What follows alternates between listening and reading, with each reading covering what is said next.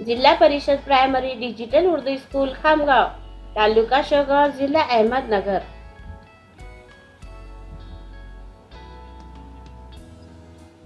जमात अव्वल,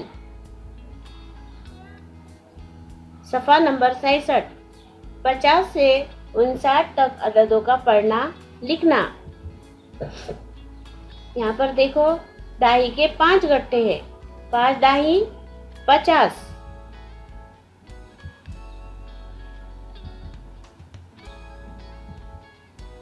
5 दाही 50,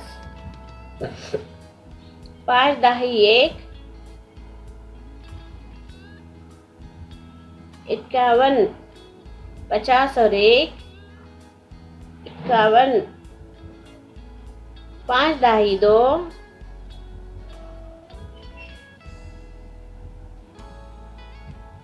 52, 50 और 2, 52, 5 दाही 3,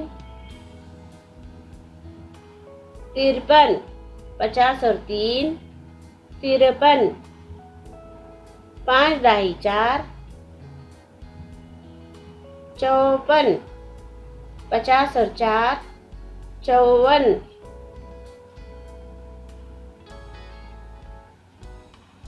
5 दाही 5, 55, 50 और 5, 55,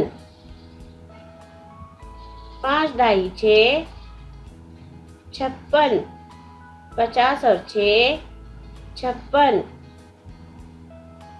5 दाही 7, 57, 50 और 7, 57, 5 दाही 8, 58, 50 और 8, 58, 5 दाही 9, 59, 50 और 9, 59,